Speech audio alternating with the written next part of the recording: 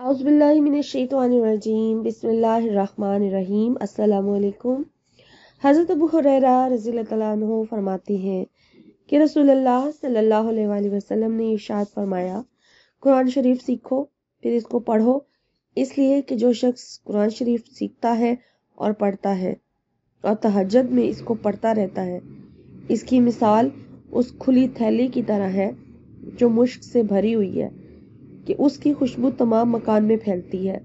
और जिस शख्स ने कुरान करीम सीखा फिर बावजूद इसके कि कुरान करीम उसके सीने में है वो सो जाता है, यानी उसको तहज्जुद में नहीं पढ़ता, उसकी मिसाल उस मुश्क की थैली की तरह है जिसका मुंह बंद कर दिया गया हो।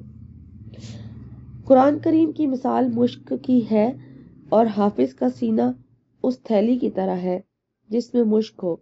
लिहाजा कुरान करीम की तलावत करने वाला हाफिज उस मुश्क की थैली की तरह है जिसका मुंह खुला हो, और तलावत ना करने वाला मुश्क की बंद थैली की तरह है। सुभान अल्लाह। अस्सलाम वालेकुम, क्या हाल है व्यूअर्स आप लोगों के।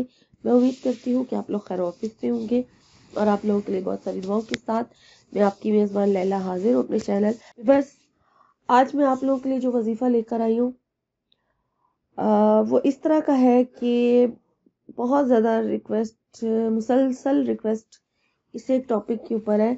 बहुत सारे लोग इस वजह से परेशान हैं कि उनका महबूब उनको छोड़ के चला गया है, ब्लॉक कर दिया है, और हर वक्त जिसने ब्लॉक किया हुआ है वो तो लापरवाह हुआ हुआ है, और जो ब्लॉक हुआ हुआ है यानी जिसको ब्लॉक किया गया है, जिसको छोड़ दिया गया है, वो हर वक्त उसकी याद में गुम रहता है और परेशान रहता है, रोता रहता है, चाहे लड़कियां हैं चाहे लड़के हैं। और आप बेबस हो चुके हैं, किसी की याद आपको बेतहाशा आ रही है और आप चाहते हैं कि जिसको आप याद कर रहे हैं उसी टाइम आपका उससे राब्ता हो जाए, इतने आप बेबस हो चुके हैं और फौरी तौर पे आप चाहते हैं कि वो आपसे राब्ता कर ले। तो आज का वजीफा इसी मकसद के लिए है। वजीफों की करने से बाज़-औक़ात आप लोग कहते हैं हमें हमारा मकसद हासिल नहीं हुआ, तो उसके लिए आप ये चीज़ ज़रूर देखा करें कि आपके अंदर किस चीज़ की कमी है।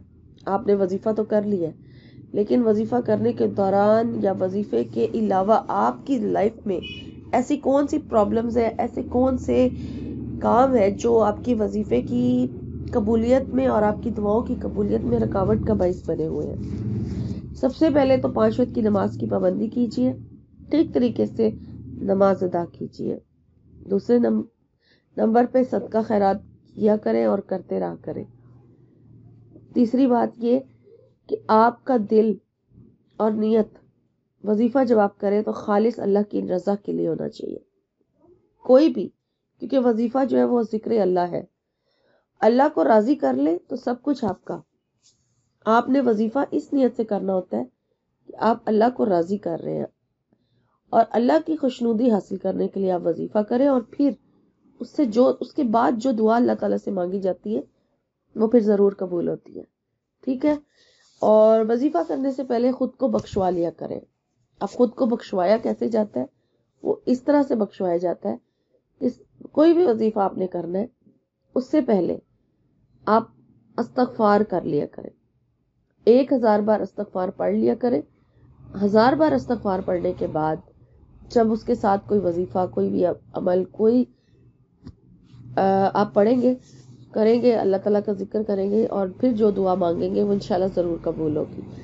तो आज का जो वजीफा है वो भी मैं आपको बता देती हूँ। टॉपिक तो मैं आपको बता चुकी हूँ कि किसी की याद आपको बहुत ज़्यादा सता रही है और आपका उससे कोई राब्ता नहीं हो रहा, आप बेबस हैं, आपके पास कोई रास्ता है ही नहीं उस तक पहुँचने का, और आप चाहते हैं कि वो खुद आपसे राब्ता करे। तो फिर आपने ये अमल करना है, लेकिन पहले आपने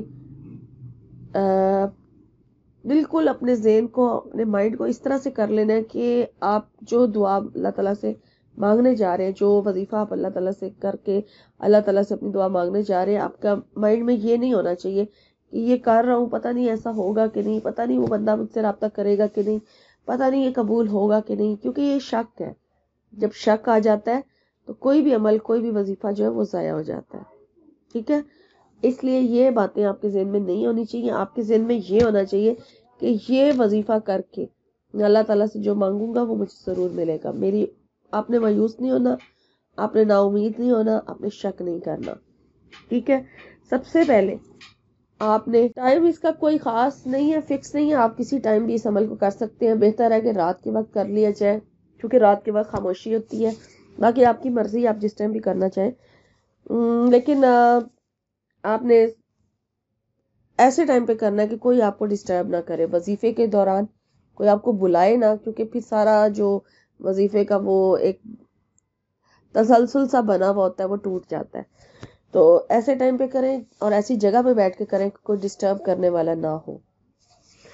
تو وضو کر لیں, باوضو ہو کر جان ماز پر بیٹھ جائے, قبلہ رخ ہو کے یعنی کعبہ کی طرف منہ کر لیں اور بیٹھ جائیں. اور پھر اس کے بعد تسبیح ہاتھ میں پکڑ لیں اور استغفار پڑھنا شروع کر دیں. 1000 بار استغفار پڑھنے کے بعد آپ گناہوں سے ہو گئے پاک. ٹھیک ہے. اس کے بعد پھر آپ پڑھیں 11 مرتبہ درود ابراہیمی. 11 مرتبہ درود شریف پڑھنے کے بعد اپنے مقصد کی کریں نیت, جس مقصد کے لیے آپ نے یہ وظیفہ شروع کیا ہے. یعنی کہ یہ خالص اسی مقصد کے لیے ہے, کسی کو اپنی یاد دلانے کا عمل. جس کو آپ یاد کر رہے ہیں اس کے دل تک, اس کے دماغ تک آپ نے اپنا پیغام پہنچانا ہے. ٹھیک ہے. اور اتنا وہ بے بس ہو جائے گا کہ وہ فوری طور پر صرف ایک بار کے آپ کے عمل کرنے سے, اگر آپ نے ٹھیک طریقے سے یہ عمل کر لیا تو اس کے دماغ تک, اس کے دل تک آپ کا پیغام فوراً پہنچ جائے گا اور وہ آپ سے خود رابطہ کرنے پر مجبور ہو جائے گا. اتنا پاورفل عمل ہے. سب سے پہلے استغفار تو آپ نے پڑھ لیا 1000 بار. اس کے بعد پھر 11 مرتبہ درود شریف پڑھ لینا ہے. 11 مرتبہ درود ابراہیمی آپ نے پڑھنے کے بعد پھر بسم اللہ الرحمن الرحیم کے ساتھ سورہ اخلاص پڑھنی ہے. اور سورہ اخلاص بھی جو ہے وہ آپ نے 11 مرتبہ ہی پڑھنی ہے. بسم اللہ آپ چاہے شروع میں ایک بار پڑھ لیں تو چاہے ہر بار سورہ اخلاص کو پڑھنے سے پہلے بسم اللہ پڑھیں, یہ آپ کی مرضی ہے. ایک بار بسم اللہ الرحمن الرحیم پڑھ لی, پھر سورہ اخلاص کو 11 مرتبہ پڑھنا ہے. پھر اس کے بعد آپ نے 11 مرتبہ ہی بسم اللہ الرحمن الرحیم ایک بار پڑھے اور سورہ کوثر پڑھنی ہے. ٹھیک ہے. 11 مرتبہ پہلے سورہ اخلاص پڑھی ہے, پھر 11 مرتبہ سورہ کوثر پڑھنی ہے, اور اس کے بعد پھر 11 مرتبہ اللہ تعالیٰ کا نام یا ودودو پڑھنا ہے. اور اس سارے عمل کے دوران آپ کے محبوب کا تصور آپ کے ذہن میں رہنا چاہیے. ٹھیک ہے. اس کی شکل آپ کے ذہن میں رہنی چاہیے. اور پھر اگر موبائل میں آپ کے پاس اس کی کوئی تصویر موجود ہے, یا ویسے اگر آپ کے محبوب کی کوئی تصویر آپ کے پاس موجود ہے تو وہ اپنے پاس رکھ لیں, لیکن اپنے سامنے نہیں رکھنی, سائڈ پہ رکھنی ہے. عمل جب پورا ہو جائے گا اس کے بعد آپ نے تصویر سامنے کرنی ہے. اور پھر اینڈ پہ آپ نے اسی طرح سے درود شریف پڑھنا ہے 11 مرتبہ. پہلے آپ نے 11 مرتبہ سورہ اخلاص پڑھی, پھر 11 مرتبہ سورہ کوثر, پھر اللہ تعالیٰ کا نام یا ودودو, پھر اس کے بعد 11 مرتبہ درود ابراہیمی اینڈ پہ پڑھا. شروع میں بھی پڑھنا ہے اور اینڈ پہ بھی. اور پھر اس کے بعد اگر آپ کے پاس تصویر ہے تو اس کے اوپر پھونک مار دیں, پھونک مار دیں. اور اگر آپ یہ کریں کہ پہلے آپ نے سورہ اخلاص پڑھی ہے, جب اس وقت محبوب کی تصویر سامنے کریں اور اس پر دم کر دیں. پھر جب 11 مرتبہ سورہ کوثر پڑھیں, پھر محبوب کی تصویر سامنے کریں, اس پر دم کر دیں. اور پھر تیسری بار جب اللہ تعالیٰ کا نام یا ودودو پڑھیں, پھر محبوب کی تصویر سامنے کریں اور اس پر دم کر دیں. تو اس طرح بھی بہت اچھا ہو جائے گا. اور اگر آپ کے پاس تصویر نہیں بھی ہے تو غائبانہ اپنے ذہن میں اس کا تصور کرتے ہوئے ہوا میں پھونک مار دیں, یعنی کہ آپ نے اس پر دم کر دیا. اور اس طرح سے یہ آپ کا جو عمل ہے یہ پورا ہو جائے گا. اور انشاءاللہ تعالی عمل جیسے ہی پورا ہوگا آپ اسی وقت یا پھر کچھ دیر انتظار کیجئے تو آپ کا محبوب آپ سے خود رابطہ کرے گا. آپ کی بے بسی ختم ہو جائے گی اور وہ شخص جس کے لیے آپ نے یہ عمل کیا ہے وہ آپ سے خود رابطہ کرے گا. اگر اس نے آپ سے اسی وقت رابطہ کر لیا یا اسی دن رابطہ کر لیا تو ٹھیک ہے, نہیں تو پھر 3 دن لگاتار اس عمل کو ضرور کیجئے. 3 دن کے اندر اندر وہ آپ سے ضرور رابطہ کرے گا. اور تینوں دن عمل اسی طرح سے ہوگا کہ پہلے 1000 بار استغفار پڑھی جائے گی, پھر 11 بار درود ابراہیمی پڑھا جائے گا, پھر 11 بار سورہ خلاص پڑھی جائے گی، پھر 11 بار سورہ کوثر، اور پھر 11 بار یا ودودو پڑھا جائے گا، پھر 11 مرتبہ درود ابراہیمی پڑھا جائے گا، اور بیچ میں آپ جس طریقے سے میں نے آپ کو دم کرنے کا طریقہ بتایا، پھونک مارنے کا، وہ مارتے جائیں، اگر تصویر آپ کے پاس ہے تو کرتے جائیں دم، اور پھر اس کے بعد آپ کا یہ جو عمل ہے وہ پورا ہوگا، اور دعا بھی مانگنی ہے آپ نے۔ وظیفہ پورا ہونے کے بعد، عمل پورا ہونے کے بعد، پھر آپ نے اپنے رب سے اپنے محبوب کا نام لے کر دعا مانگنی ہے کہ وہ شخص آپ سے رابطہ کرے، اور یہ عمل ہسبینڈ وائف کے لیے، وائف ہسبینڈ کے لیے بھی کر سکتی ہیں، اور اگر کوئی اور رشتہ ہے، جیسے بہن بھائی ہیں، 2 بھائی ہیں، 2 دوست ہیں، 2 سہیلیاں ہیں، یا کوئی اور بھی رشتہ ہے، اور ایک دوسرے سے خفا ہے، ناراض ہے، یا دور ہے، رابطہ نہیں ہو پا رہا، تو ان کے لیے بھی یہ عمل کیا جا سکتا ہے۔ یہ بس اپنے دل کا اور پیغام جو ہے دوسرے کے دل تک پہنچانے کا عمل ہے، اپنی یاد کسی کو دلانے کا عمل ہے۔ آپ جس کو یاد کر کے بے بس اور بے چین ہوئے ہوئے ہیں، اس کو اپنی یاد دلانے کا، اور اس سے کہ آپ وہ شخص آپ سے خود رابطہ کرے، اس چیز کا یہ عمل ہے، ٹھیک ہے؟ یہ عمل آپ کسی بھی صورتحال میں کر سکتے ہیں۔ تو انشاءاللہ تعالی اس عمل سے آپ کا مسئلہ مقصد جو بھی آپ نے جو میں نے بتایا وہ ضرور حل ہو جائے گا اس وظیفے کی برکت سے۔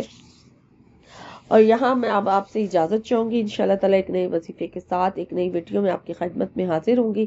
اپنا اور اپنوں کا خیال رکھیے گا۔ فی امان اللہ۔